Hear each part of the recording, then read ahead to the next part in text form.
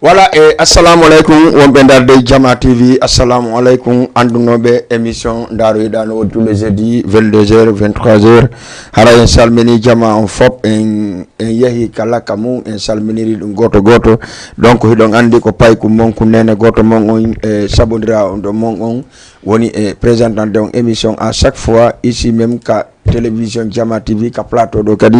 haray mi salmini Jama on fop wona o mawo kala mo na dawra en tout cas Allah no tegi ko satte or mu yalla ittammu e hore jammo irena wono be wali be fo yalla dikkimbe nangabe sokabe yalla yaltimbe donc en tout cas en général kala mo Allah tegi ko satte or mu yalla no itti hore jammo ire donc salmina nera men ben e babira men ben e bapira men ben e kotira men ben hande non émission men non donc andi ko émission débat wona emi ko émission débat watten tous les jeudis parce que ko émission daru yida comme kon do woni émission DJ Bella Joli principal on donc mais émission labay poy no ga émission hotrem futa no ga lendi 14h 15h labay poy kay do andi ko lendi 22h 23h donc nebata non hara lendi jeremi beydi 22h 23h30 passé donc andi labay poy no arde ay dole jano si Allah don jabi débatji molanadi parce que communauté guinéen on piji din no piji pajanni haray non hande don andi ka émission men don andi décembre fop den occupe kon occupe den non ko culture guinéen on woni marché de guinéen be ben c'est pour cela que min den occupe seda parce que don andi 3 décembre feddi le 24 décembre no arde le 30 et le 1er no arde donc hande non yontere hande ko plateau 31 décembre wonɗen hande ko plateau 24 décembre wonɗen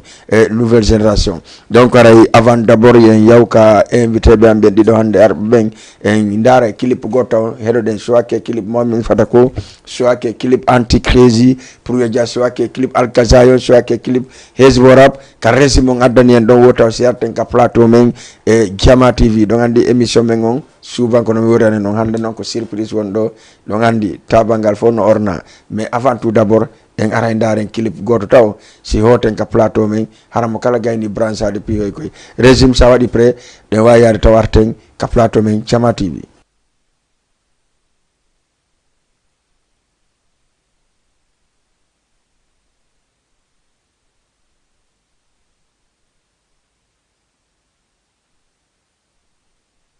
Beaucoup Mohamed Junior Fatako ɓiɗɗo Sekouba Fatako on c'est-à-dire ko kanko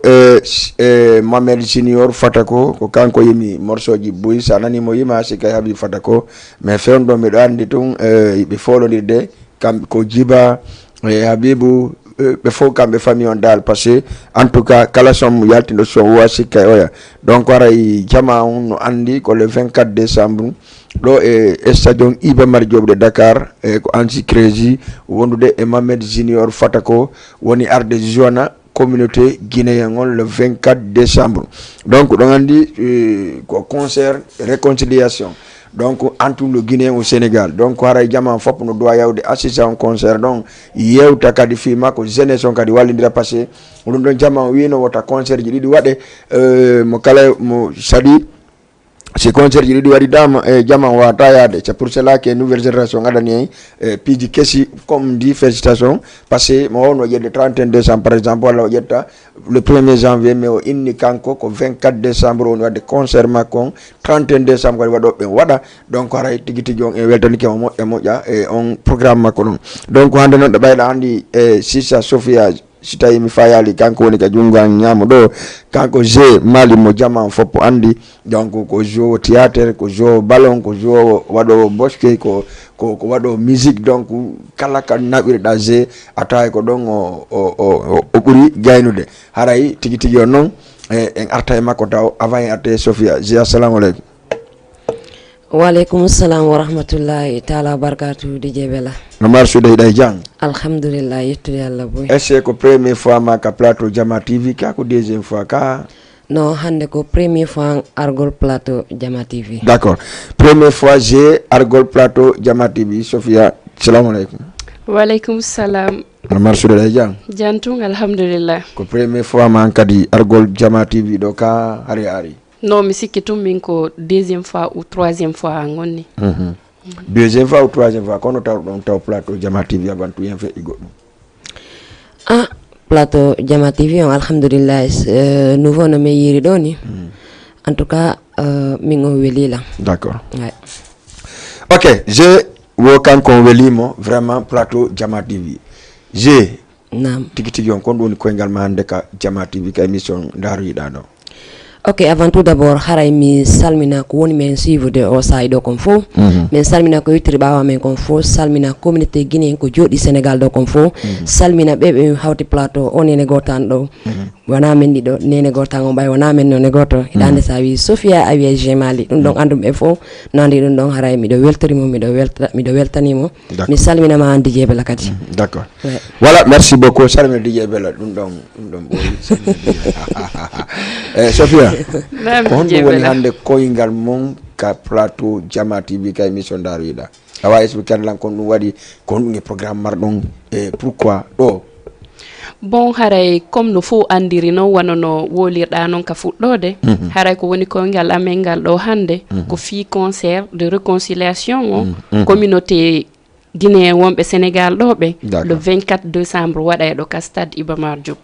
haray ko ɗum woni koyngal amen ɗo hande andingol ɓe préparatif ji ɗin no yaade no haniri haray kadi meɗen toriɓe yoɓe ar ɓe assista ɓe wallito par ce que ko frère jo maɓɓe ko miñirawo maɓɓe ko wondiɗɗo maɓɓe donc haray yoɓe ar ɓe wallito par ce que sa inni réconciliation fi Guinée wonɓe gaɓe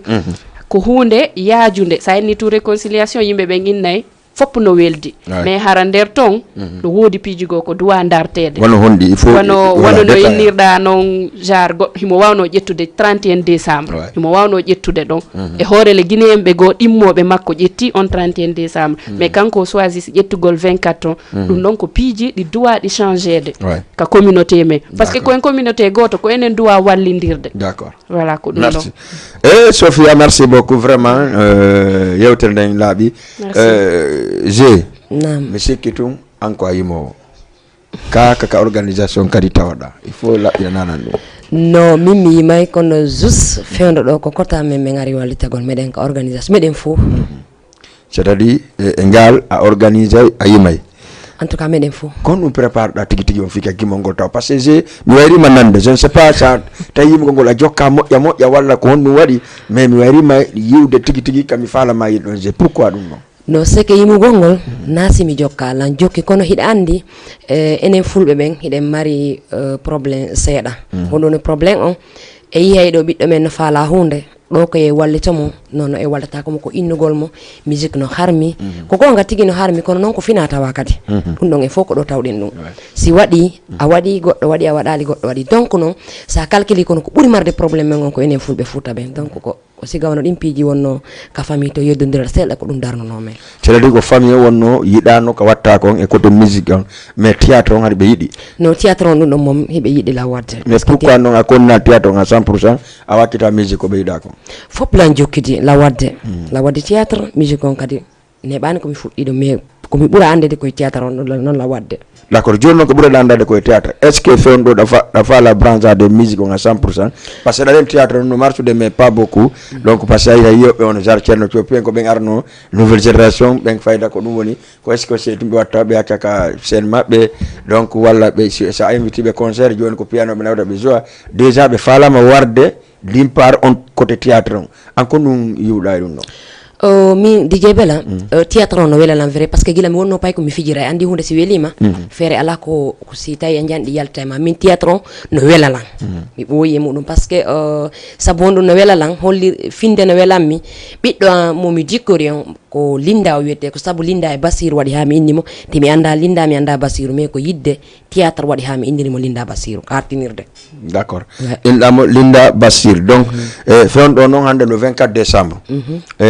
Badiane nouvelle génération on en tant que PDG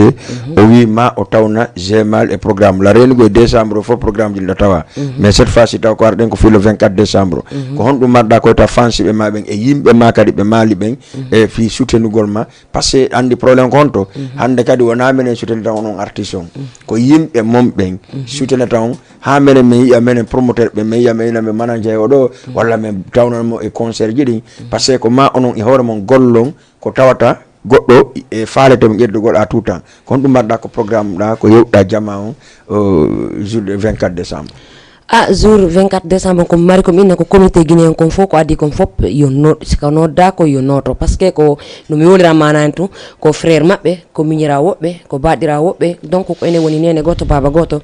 Guinée e Sénégal fof ko goto haray ko ye wallendir yimbe be noto ara ko on tigi no inata musidbe mumbe woni be mal pour le Fouta fof ko goto rewa mali rewa pita rewa lelumate fop ndeñande no habbita ka star Ibamar Diop fo ara wada soutenir frère Diomengo wada soutenir menen artiste wonbe fuddade be d'accord ande pourquoi mi be mali be joni la Guinée sanda yayi Alpha VIP aya hirde mali no wodi hirde pita no wodi hirde telemile no wodi hirde masi no wodi hirde c'est-à-dire kala yetti artiste be mumbe wiya kanyum atto bambude artiste be mumbe ka hodo mabbe e ka duma ka commandres ka district mabbe be jogi to artiste be inna ko benno c'est pour cela que mini mali surtout ma ka district mon doit bambude je parce que ko neddo wakkili fi culture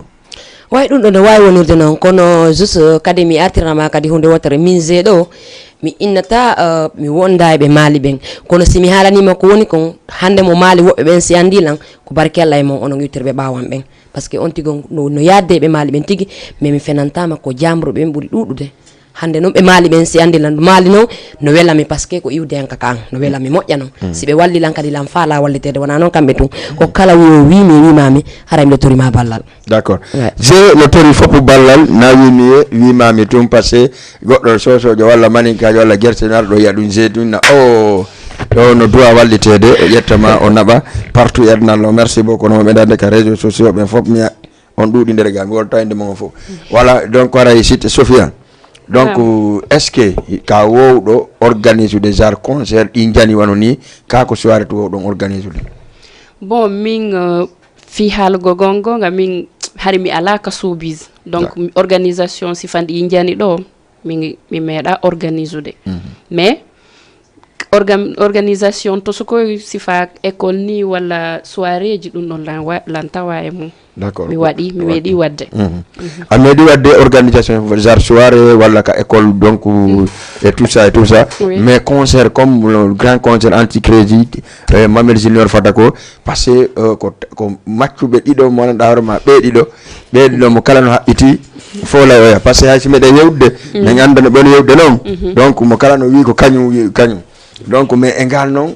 nouvelle génération yetti on ko wallito e der concert on est-ce que on wawa telude hunde den à 100% parce que no satti no satti kono dandi hunde fo ko go fuddori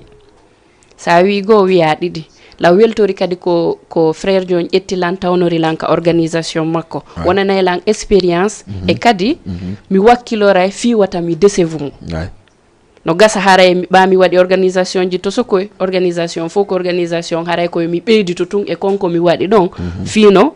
o événement do yara no haniri inshallah me waaway gérude événement o yara no duirano si Allah jabi merci beaucoup Sophia événement o yara no duirano le 24 décembre mais artiste ben arrivé mabbe ko le 21 décembre oui donc dum ko jeudi donc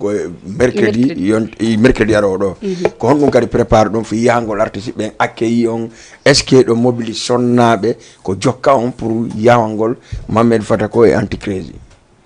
way dum don no wodi parce que ayi wan o bandira mi wete do badian hiden andi ko mo fi mum fanda ko pay ko andanda hore mudum do no ko pay ko hore wobbe ok d'accord ko mawdo hore wobbe ko pay ko hore wobbe annuna pay ko hore ma ok donc siga wodo sinoditi ko me o note wadde ko fane yalla meden buri e sikkude hata ko pellet nde nyande ber ko be faala yimbe kon rewbe ko wondo kon si Allah jabi me wada en hanire ne duwirano inshallah d'accord est-ce que nde nyande si tawi fokkitama ka aéroport haray don darni combien de car yangol mobilise go yangol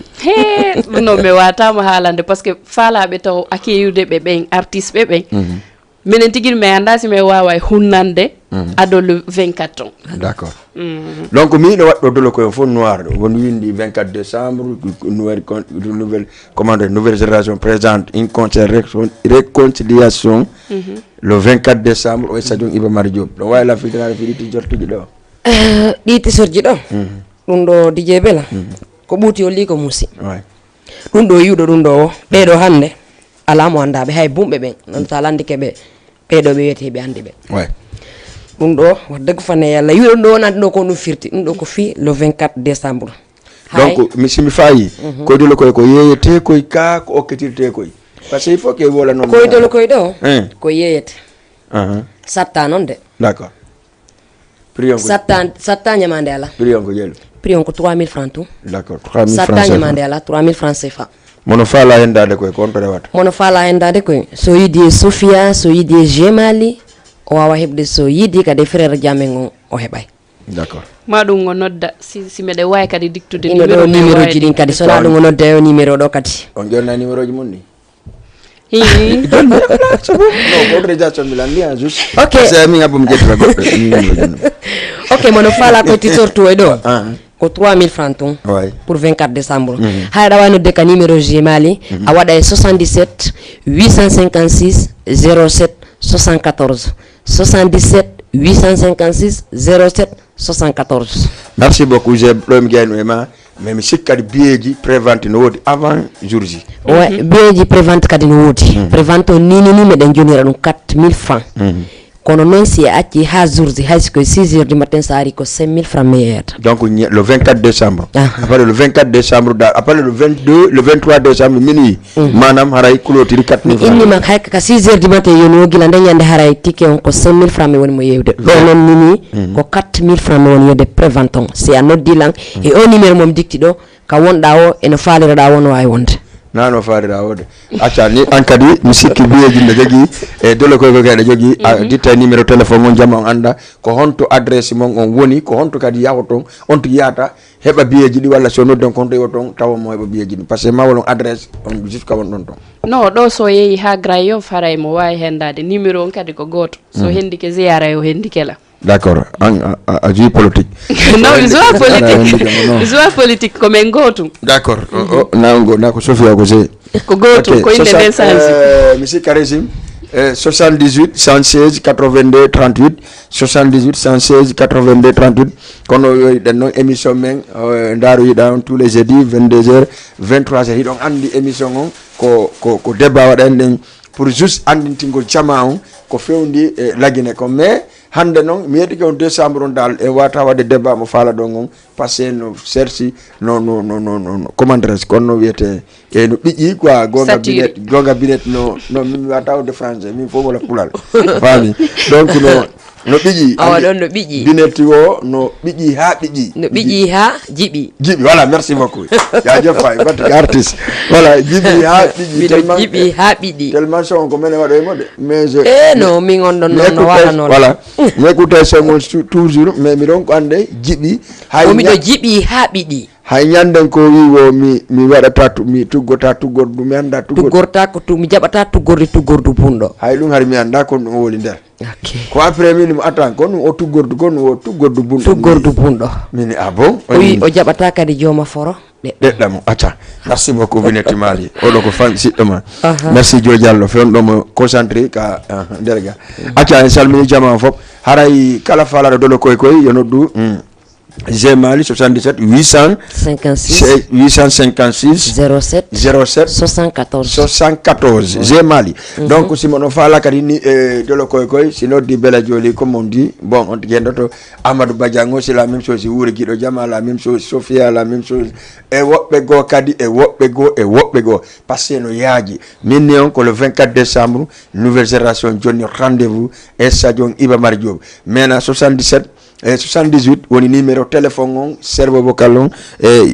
fala do de Sofia le Jemali bo landobe programme on à notre domaine 78 116 82 38 donc avant que wad godum musique en fait publicité wala arañ clip goto wawe yerde ndiyan ko non do hay ndiyam mi yaldo anda ko surprise mais c'est pas grave tout ça bay gido jaman do wala badiano do en dara joni ko no jarten parce que ça addi goddo garajo adna mo ndiyam boisson 3x ko yara wala et tout ça ka nyami me nyamalde d'accord merci beaucoup nyami wolu gonga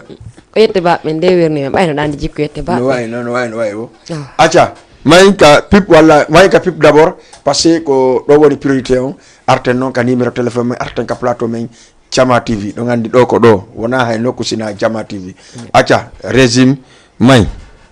génération hewti e piiji kasi musidɓe amen ko no fewndi woko concert mo habbino ɗon concert mo falano ɗon concert la Guinée concert Afrique concert du monde entier ko no fewndi wo pour la première fois ko Mohamed Fata ko junior woni adde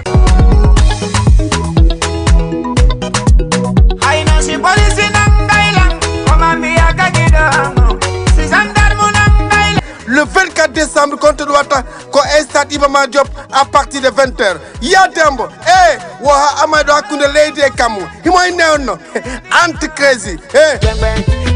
o ama yaw muta anti crazy wo soso bebe no der maninka be no der gersa bebe no der toma bebe no der ya dewnde kadi alkazayon artiste man ndar ma himo jodi Sénégal to yanko woni konka bembe ma style lambonude mimi watata ko fare ma ay gitema jiwo rap la musoro ngi men sokka juude wo amba kadi NJ 224 Ria wo amba kadi wo tous les artistes guinéens wombe leydi Sénégal le 24 décembre enen nouvelle génération stade Iba Mar Diop waɗa guichet fermé stade Iba Mar Diop min mana wo nattugol rewɓe e sukaɓe e sonnaɓe aɗen e dey mum aɗen e séri muɗum aɗen e killi muɗum woyo landa 5000 francs CFA wo ko ɗo woni prix fiction wo noon ka ɓuuri labede ɗon ka ɓuuri newɗude ɗon amara zede ɗumirenamine ma amara ya jonnaji ko ɓuuɓi wo ko ɗo woni 10 000 francs CFA wo hey kon heɓa mom. Voilà, merci beaucoup. Nouvelle génération, le 24 décembre. Donc, on a dit que Mohamed Fata ko kanko yimɓe Omar Sari anda. Hari mi anda mo wela langa ko no hari mi anda ko kanko yimɓe. Ah bon? Mi heɗata ko mama ya on tigi. O fi no heɗata ko mama ya. Andi mo be gumungo. Non, mais attends, mais gu mama ya. Min gu angon ko gu ansi crazy on ɗuma feetu bebe. Non. Non, ya woni selluɗo jokka feetu. Non, min tigri mi sella. Konte kam. Labe. Konte labe. Konkola, d'accord. Ko gonga ma feetu ben battako do mo. Labe konkola. Merci beaucoup Sophie. O gango ko anti-crazy parce que ay anti-crazy dernier clip makko do ko clip feetu be. Yadi afama taw ko clip ko jo ko Sénégal jo e Côte d'Ivoire jo.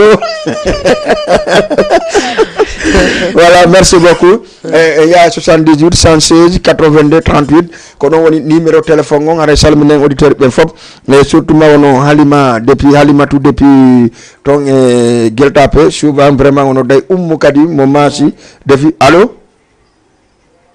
Ok, merci. Haray en kadi depuis rue 23 ngal 6 Medina salminen kadi benda horma en tout cas no connecti fendo ka page Facebook ka YouTube ka Instagram ka TikTok ndaro be émission jini fop en salmini dum en acciali ay goto. Donc haray den andi konno wirden non fewndo ni ko fi Mohamed Fata ko e anti-crazy wonden e o yi e anti-crazy Mohamed Fata ko commandeur Hezborab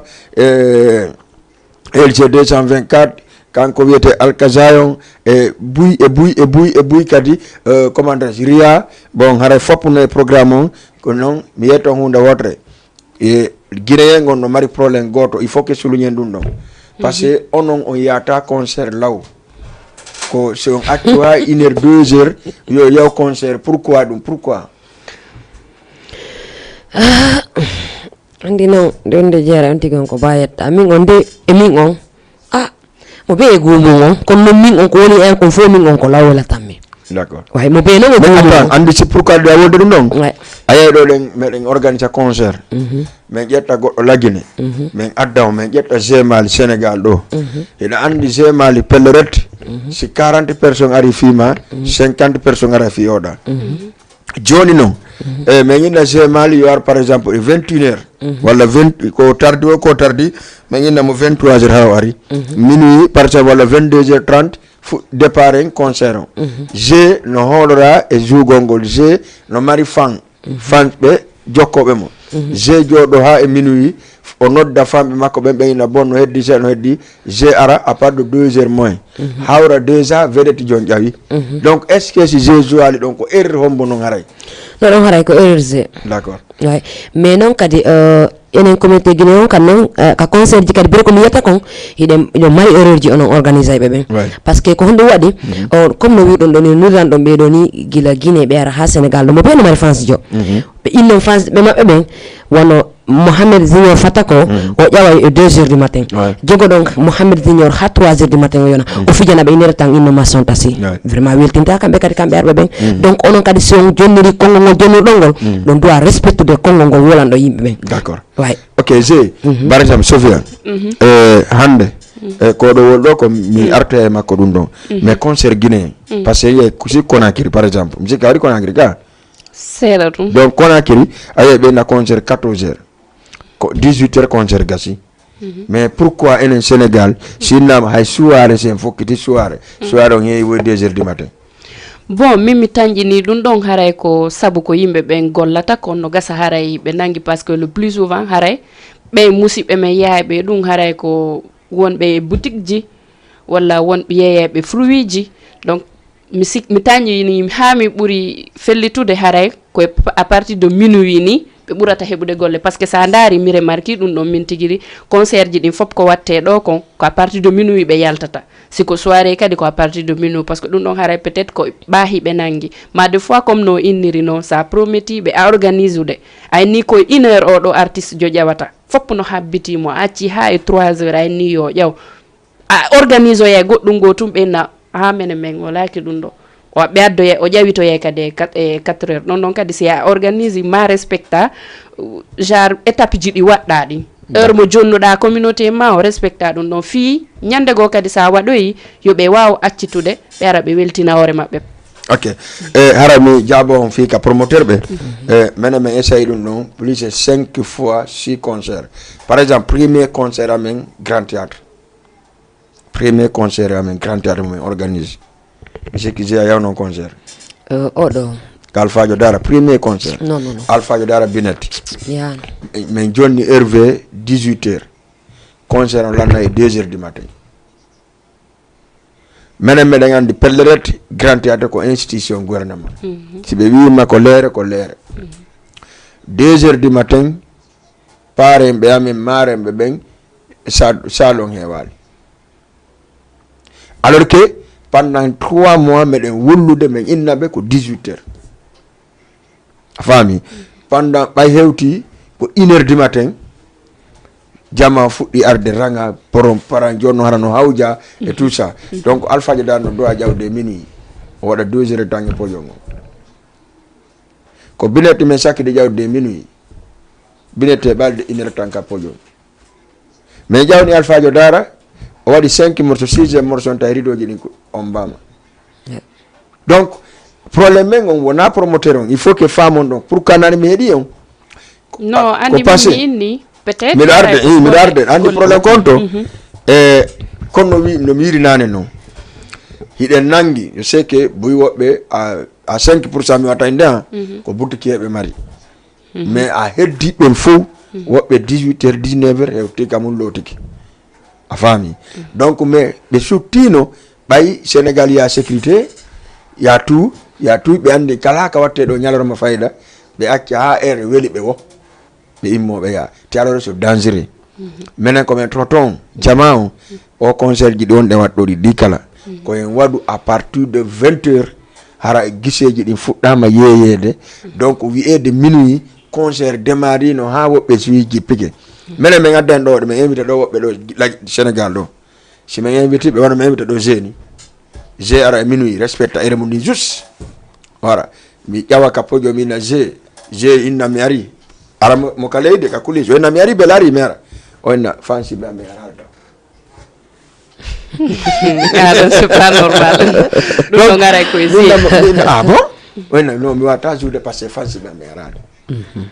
jonno fancy makko ben ara taw anti crédit no juude wala mamed no juude est-ce que mi jippina anti crédit mi jawna si est-ce que mi jippina mamed mi jawna si c'est ça l'objectif, c'est ça le problème.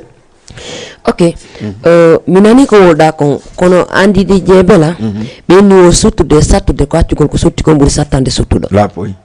dum do ko te guinéen be wowi dum don ko holno etoto den fino be sanzira do kono sanzirte me be wowi pour no yo iwu yombata mais non si tawi en éthique en tant que nouvelle génération no gasa wonno kambe hiɓe wawi wallude ha piiji ɗi sansa. D'accord. Ko no mi yiri. Mi jonna yon garantie ka pojon. Mi jonna yon garantie le 24 décembre.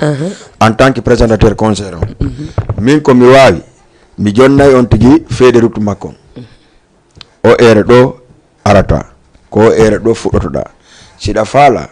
sa addori fanciment par exemple 20h hayru sa addorade ko contrat ene mo halduɗen on min mi maintenaymo min nodete heure mum faala min mo duwaɗa juuɗe ɗen nayi mi yilama ya arjoa si tawi noon a wi min a joata famma fanciment aral andi ton le 24 décembre c'est un seul concert ara le 25 ko le 24 pet wodi te y avait groupe plus 19 groupes artistes invités harana yoɓe lagina ɓen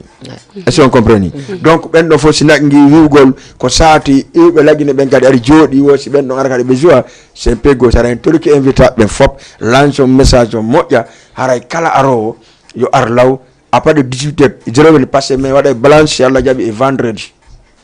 vendredi no gasa minuit 1h mi waɗa balance e sadio Iba Mar Diop parce que mi yaha min kala faut à partir de si gasi watte balance mais samedi le 24 ko 17h yoni wo ko 17h yoni giseji ɗi woni udditama haray faala ɗo yo ar naata jooɗo concert on en débutay mo law par ce que kala contrat signaɗo sago nouvelle génération on ɓe maintenay ko signa kon c'est pour cela que minni ye waɗo un effort ɗon enen organisateur on enen wonɓe wallitade nouvelle génération men ok probléme ala ɗo ko hollutoɗa kon laaɓi pos ɗon ko goɗɗo wiyata komi jaɓali kono mi nanali ɗum ala ton mais jusque komi wolanma kon tun si Allah jaɓi si tawi onon organise ɓe ɓen ko organise ɗon kon on teggitali koyngal mum e muɗum on waɗi première fois on darali masala on darali par ce que ko halda andi amitié ko feere golle ko golle sen haldi golle min e DJ Bella fi meɗen andidiri min sen haldi golle ɗen ko golle ɗen mi gomi sen ari noon ka par amitié ɗum ɗon ko hakkude meɗen mais juste wona min ɗo jigani ko wuuri guiɗo jama ok ɗum ɗo sen hewti ka golle ɗo onon ko trace ɗon kon première fois moɗon wotan iɗittu hay fus si tawi on ittani on organise ɗum noon o waɗiri noon haɓene yaɓeɗo fi yesso wano min je simin darano mi sikkuno si DJ Bella ɓay komi wawi simi waɗiri on salta kono noon jaka ɓe koɓe tippi ɗon kamɓe kaɓe tippi ɗon ko gonga fi yesso on organise DJ Bella ngol o jaɓana e ngol ɗo mi respecta yeerum donc ko ono wawata hollude yimɓen kaɓe kono tout wawata rewde lawol ngol lawol acca le conférence de presse on ko le 22 ko le 22 konto watta monument de renaissance monument de la renaissance kon nous prépare donc conférence de presse parce que Sophia mi sofade attends bon même préparé ko ɗuɗi conférence de presse si artiste ɓe ngari haray ɓe aray ɓe wolano gasa avant gu ko honɗum ɓe waɗoyta mais mobiliser kadi non ko onon minni artiste ɓen ɗon acciden donc menen ko onon organisateur on kon nous préparan ɗo parce que normalement fansi ɓe no doit arde parce que on andi concert on ko ɗon o hewata a conférence de presse inni menen haray meɗen habbiɓe men komin duwa wadde komi waɗa haray fans ɓe maɓɓe ɓe fopp no ari habbitiɓe ɗon ɓe aray ɓe tawa ɓen ɗon ɗon kamɓe kadi noon ko ɓe addori fi motive gol fans ɓe maɓɓe ɓen kon kamɓe kadi ɓe hollay ɗum ɗon fans ɓe maɓɓe ɓe hollay ɗum fans acca publicé no woodi feƴƴo pour le 31 décembre en arta e ɗum ɗon 78 116 82 38 e ka régime e hande ko piiji kesi wonɗen e wadde nder ga ɓay ɗon andi chaque fois beela jooɗi nden no arara hakkille ɗen no heewi donc ko ma ko ɗum go waɗe salminen le alliance de la sous-région salminen président Malabari Bantingel Safiatou ɓeygu makko fewɗo ɓe darde émission o donc salminen kadi ono Aliou Bari chargé l'organisation qu'alliance de la sous-région donc salminen dal kala équipe tawaɗo qu'alliance e jiwɓe tawa ɓe fop en salmini ɗum iɗon andi noon artiste ɓe fop ko le 21 arta parce que alliance nouvelle génération c'est la même chose menen ɗum ala kile jarama mais 11h bimbi nouvelle génération artiste ɓe hewtay 21h alliance de la sous-région kadi artiste maɓɓe hewtay c'est à dire même jour mais aéroport dañande Foussaya o jama wakkilo acca ɗon andi noon kadi bon tout le monde est là parce que ɗon andi le 31 décembre ko enen le 24 ko enen acca mayen heɗoɗen le 31 décembre Bagada Wonson Bineti avec équipe mum acca ka régime si waɗi pere may. L'association de la sous-région et FIFAP Sukabe Paris woni Bagada Wonson woni Big Soul 224 woni Aribo wono na Aribo tundey na Big Soul tundey wono kadi na Bagada Wonson dey sonnajo wawɗo yimude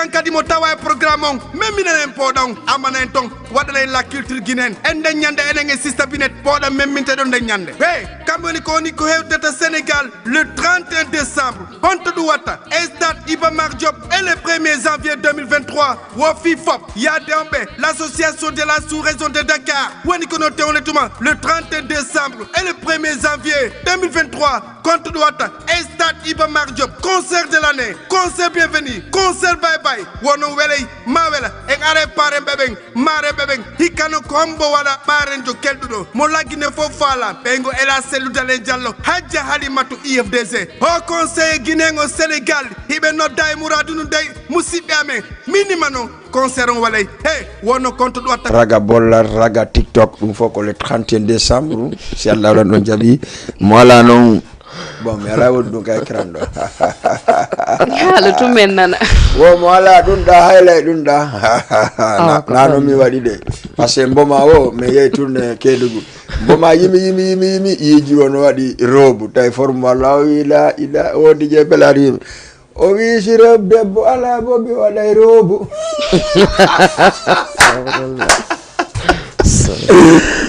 Acha, mboma, voilà, merci beaucoup. C'est comme ça toujours. Nous non, le 31 décembre, le 1er janvier, Alliance de la sous-région, Iba Mar Diop, avec grand concert en live, c'est à la Njabi. Donc, le 24 décembre, Haray Dongandi, Mamed Junior Fatako, Pai Kunkun Kaseku Ba Fatako. Pai kunkun o haysi police nangay mo mawo to Sénégal donc haysi police nangay mawo so stadion Iba Mar Diop le 24 décembre après non le 25 men dara contre me yata men e makko e men no sa men hira nouvelle génération akasa le 25 la mari problème akasa acha merci haray fewno do ni programme préparation jidi fo presque ko buri ko wadi mais en tant qu'artiste, quand on m'a d'accord, artiste, immobe ma ben participer à événement ben le 24. Ok, avant tout d'abord comme il tabe ko nidi respect et tedungal ko dum don parce que neddo si a hebi dum don tum haray kala ko faala da hida wa hebude ay haray ko mi innataɓe goto kala neɗɗe maɓɓe kala ko andi on tiwundu ko mum kon wowli yo hunnu ko wowli kon ko haldida kon yo hunnu parce que dima ko konngol d'accord Sophia nam miɗo yiya tradition naɓe goo wono sijar mon ono ɓe aye goɗɗo no ara inna no faala ɓe golle ɗum sifa ɗi piiji ɓe salo mais kon ɗum en concert ta ɓen ɗon sifa ɗe golle par ce que golle sobisini kon ɗum waɗɗa concert ɓen bon ɗandi fayda enen pullo fayda ɓe yiɗa sifa ɗeɗo golle ça dépend e si tawi on tigi no mari giggol giggol so bison ko honno o darirta no yewtiramoɓe makko ɓen fino yaaro e mum par ce que si ɓe hiiɗa e mum ɓe sikkay ko fiju ndaru ma ko bonki wonɗa wadde mais ko an wawata ɓe expliquande hollaɓe ɗum ɗo ko golle ni ko communication ɗum sakko ko janggante woɓɓe janggane donc sa holliɓe ɗum noon a holliɓe ko honno yarirte haray ɓe wawete no gasa newnande ɓe accama golla par ce que ɗum na fiju ndarni ko énergie jonnata e hakkil Acha yetten premier auditeur wala auditrice ça dépend gorko walla debbo allo assalamu alaikum wa alaikum salam on jarama no masude nawa ton jiɗo mama ya ça va ça va alhamdulillah no martude ɗa jang yettude Allah miɗo e jam eyo ayi ɗo jiiɓe ɗiɗo ɗa jombi kesum a ɓeyday ko le 24 la mi andata mi wawa a unsige dey peti a suusareeɗo awa non dadi koye guulari to hande nene mo gandanal ko convocation tikki dey accela ko mi wulireede ɗon guiɗo mamaya le 24 décembre kon ɗum fewndi bon sina aray ko noddude ko komi avant tout d'abord j'ai salué tes invités là oui Zé Mali et on comment dirais-je Kadiatou j'espère Sophia tawde amen walla ko no de yegi a landotolam mi wolane ko hawtuɗa o voilà la grande animatrice journaliste de Mobile TV Sophia voilà c'est oui voilà non Sophia nam Voilà. Qu'on aurait, non, C'est là, merci beaucoup. Ouais. Ok, on est ensemble. Voilà, tout on est pratiquement là-bas. Merci. Il me profite de minute, miro communauté guinéenne, new génération. Deux nouveaux cas de rendez-vous toute la communauté guinéenne résidant au Sénégal. On représente le 24 décembre, Inch'Allah, c'est-à-dire parce que le Rwanda est tout le monde là, nous sommes en crédit. Mohamed Junior Fatako, artiste du Sénégal, de Mali, Ria Diallo, Esborap, Alphazer, tous les crèmes guinéens résidant au Sénégal, la communauté Nohaba, Zenes Nohaba, Nohaba, Paiko Nohaba, parce que c'est fin d'année, le 24 décembre, dans les fête monde là, jeunesse en fait Nohaba. Donc, comme il fallait j'ai Mali. Qu'est-ce qu'elle a promis pour la publique guinéenne? C'est l'armée de Mali, parce que nous avons marandé. Jeunesse guinéenne de 24 décembre. Une question de Milan DJ Mali. Ok. J'ai répondu à la question. Ok, avant tout d'abord, je vais ande simi woli do fo haray dum andal ko surprise ji wonder ton wi ko poda maranda amara na poda no ton wala ha ko ngal yette baajo wala fi goddo poda na bore ko po dañande ko poda mi pole ha ko ngal yette baajo majja ton ñom fo ngido dirago de ko woni tunno mi do andi ko maranda be ton be teddungal mon kala ko mo marani ton ko poda nani na do goddum allo assalamu alaikum on jarama dey Oustaz Alpha. No, hari émission ngango no manki ha.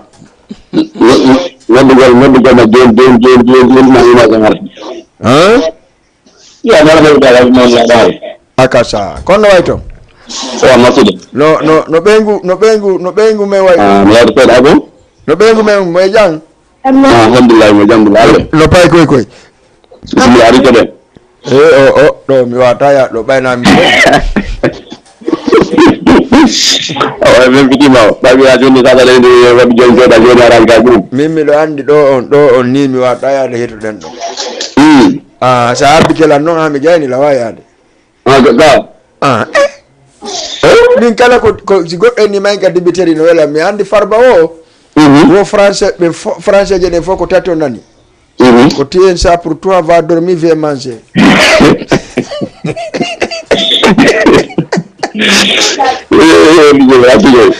En tout cas, mais c'est bon français, hein? Viens ça, c'est pour toi. Va dormir, viens manger. Merci beaucoup. Merci, Noëton. Ça va, quand nous sommes là le 24 décembre, parce que vraiment, en cas de mi fait un verso bison.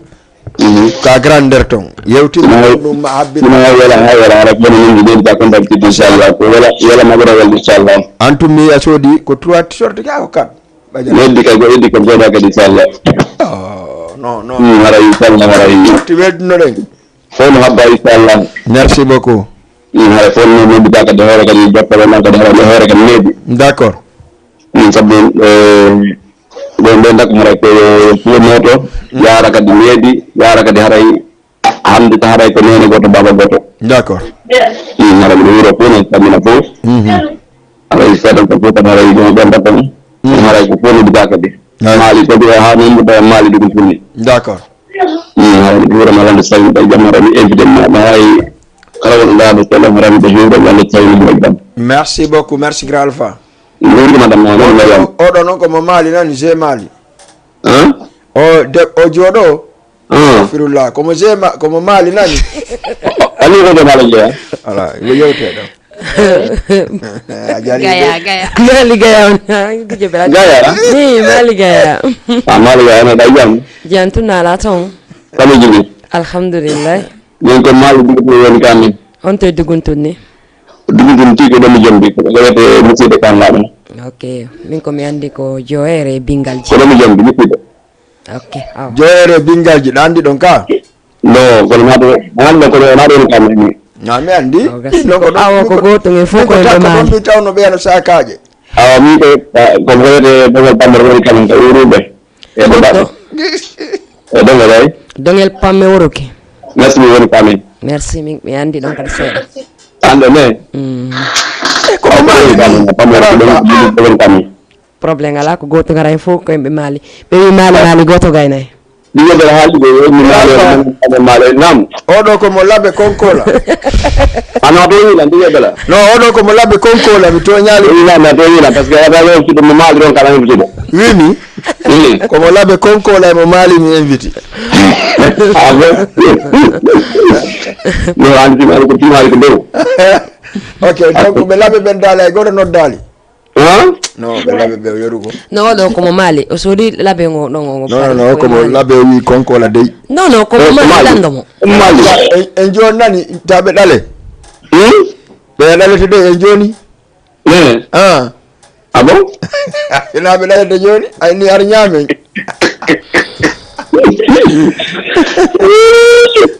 mi yiri ko no tan wete ko Sofia bari bari no jallo ko jallo wala kono mi andi mi anda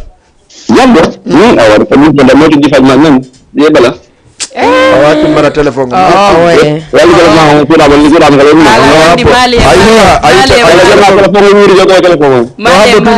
ay frère sans don jallo mi yettade sans anando min ya sans don yetta jallo bi ton ka plateau do ko bari mi yetta mi na jallo ko jallo yettere makko den Allah dalla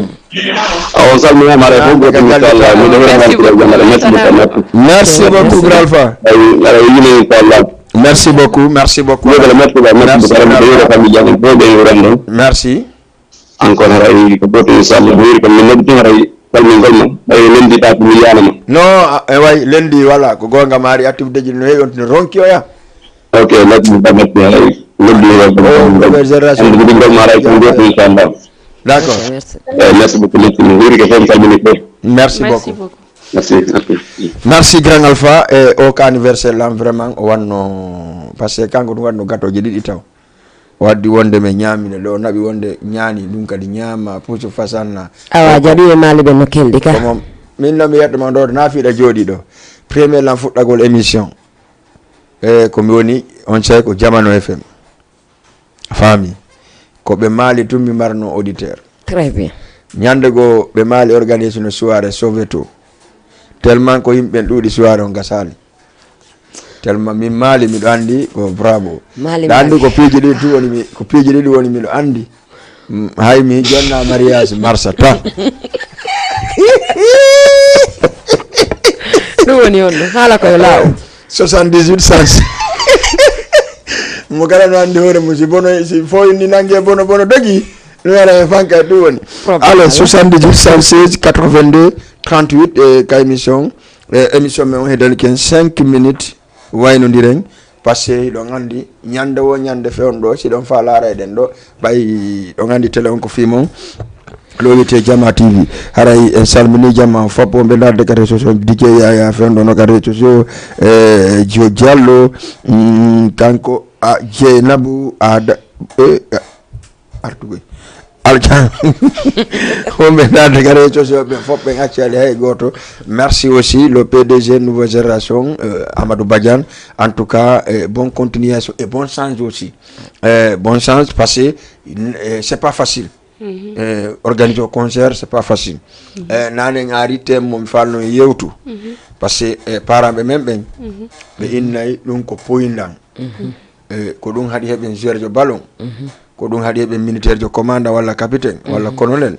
wala heben haya en général wallahi ko dum hadi heben kadirjo mo andanda hoore machine kanko wakkilani hoore makko dum do be nay ko poyindan we vous dire une chose poyindan a financé 5 millions 6 millions et c'est pour do waday dum wata joni casse artiste goto tum utani ma bitiki ko yeya goddo daro wiya bayda organiser des concerts ko poyindan c'est pour cela que parami be doit famude aduna on évolue aduna on c'est-à-dire jandi quoi hande law si be calculo si goddo ban lettre lagine do wolete don ko insomne so hewto ko ya windu lettre don do insomne si lettre on hewto ya comme joni a joddo jetta téléphone allo nene on jarama fo yaali mi nabani on dum do bon ça suffit mais ha joni ɓe ɗon ko famude ko falɗen yo par ce que ko développement 1 ko culture on d'abord c'est la culture c'est kala ko culture marsa développement ala hande Burkina ɓe ala goɗɗum go Burkina ko culture to naɓri ɓe yeeso Brésil e marde mum goɗɗum ko ballon ɓe mari ressource maɓɓe o ɓe ala goɗɗum gotina ballon on faami donc il faut parami ɓe kadi famma on point momi wolta ɗon quoi normalement de hiɓe duwa famude ɗum ɗon wono peut-être hay enen tigiri se ndaari ni ballon ala e naɓude hayno ko culture o woni yaade hara innete sino yaade seeɗa way côté Guinée o ɗum ɗo wona puydan ni na puydan ko énergie comme no minniri nane noon ko énergie tawi kadi ɓiɗɗo ma no wadde hunde aynata to a jokka mo o waɗa ko boni kon kono ko hiɗi kon koye ɗum ɗon o wata heɓude ko duwa heɓude ko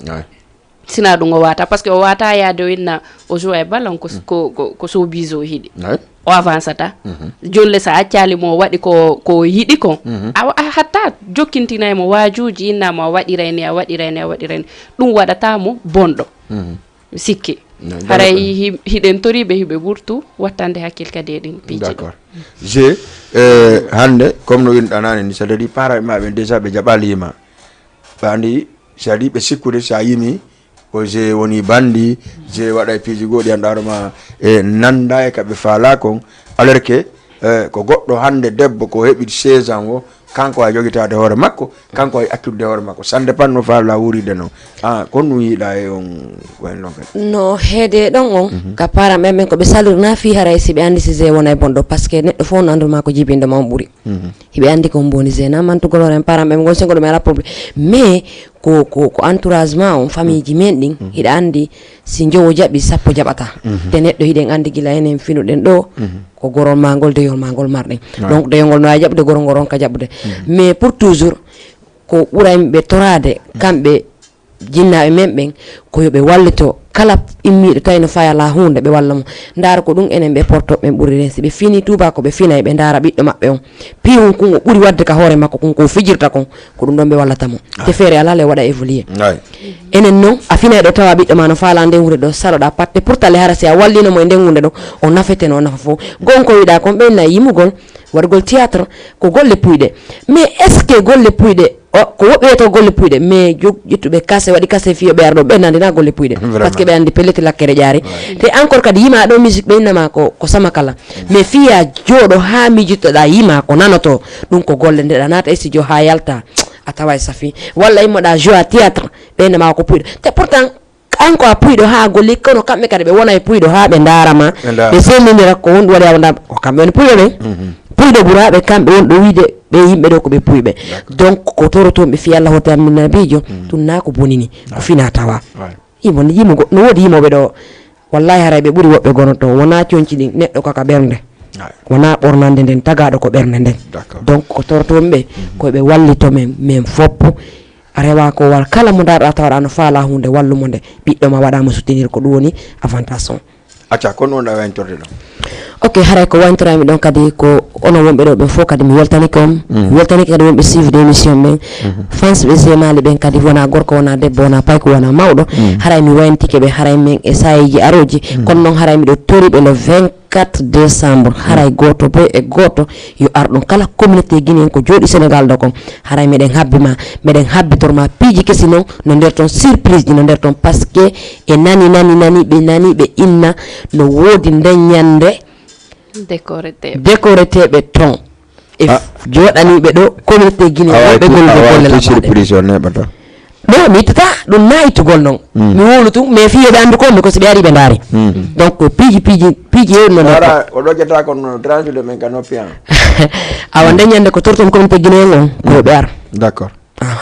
ɓe arda e needi e teddugal e respect ok d' accord merci g mali mali goto gayna hayso ko fure naka ɓeyno telmile o telmile goto gaynayi mbodde nde yeey tawi préfet on ka bureau soppimo safrullah ɓe ƴettimo ɓe laaɓi konakiri o wi a ɓeyno tan telmile goto gaynayi Sofia gonno waynotaɗo